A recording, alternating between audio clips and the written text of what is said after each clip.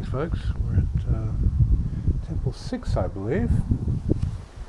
And the next topic we're going to look at is one of the precepts on truth.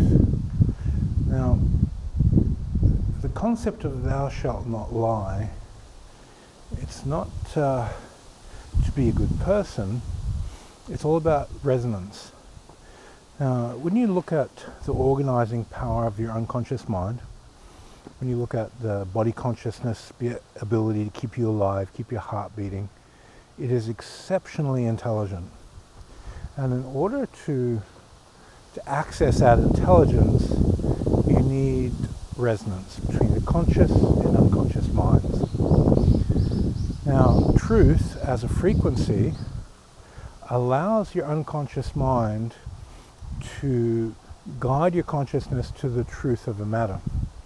And in order for that dialogue to open up, we need to establish a habit where you're constantly putting a high degree of value on the truth in how you do your black and white mirror, how you look into yourself, how you know thyself, how you speak, how you see reality, that you're constantly in a state of releasing on what's not true and getting to the heart of truth.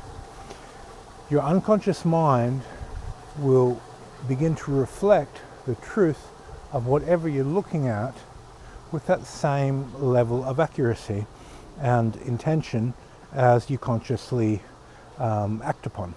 So this truth principle is very difficult to explain, but it's a type of, at a basic level, it's a type of access to your body's bullshit alarm, to be able to go, oh, that's true, that's not true, to your spirit's sensitivity to truth, to your unconscious mind's sensitivity to truth, astrally, so the body consciousness, the astral subconscious, and the spirit's unconscious, they'll have varying types of insight mind that require you to value and honor truth in order to access the truth that is available through those states.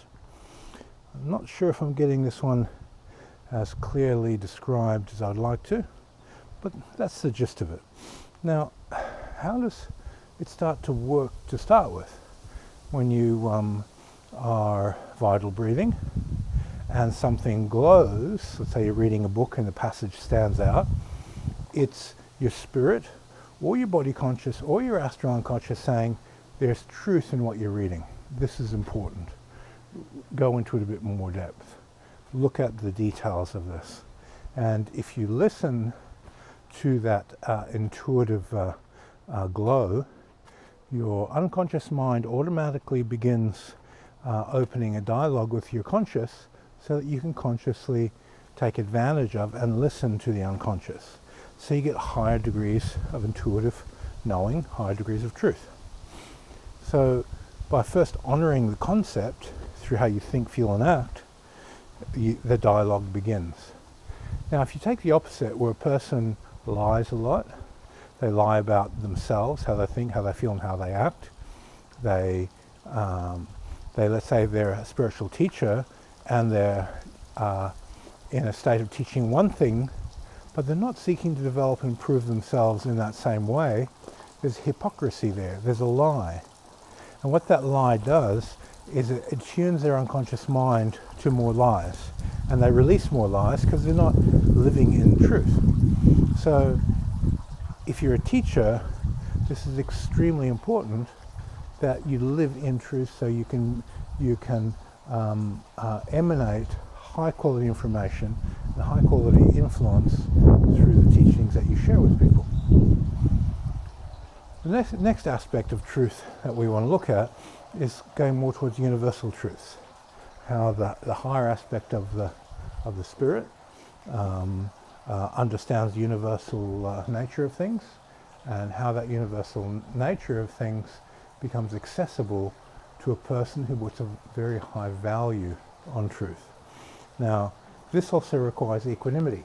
So when the mind enters into samadhi and has a very, very high degree of equanimity present within it, that equanimity allows universal truths to move through the insight mind and for you to have aha moments or light switches on, you understand things, and you go, that's how it works, I understand now. So you take a high value on truth, you generate equanimity, and then universal truths begin to reveal themselves. Okay, I'll be quiet for a minute while I'm in here, and then we'll continue.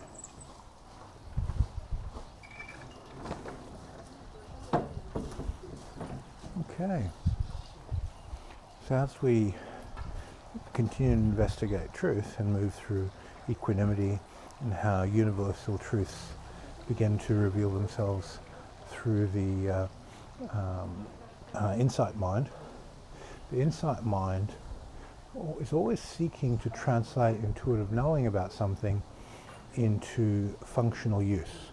It wants to materialize itself in such a way that it can be used, it can be useful, that can be something people can be used as something that people benefit from.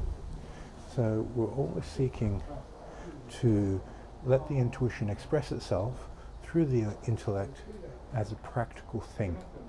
And the reason why is every level of our being is looking to raise the frequency of the group conscious, evolution.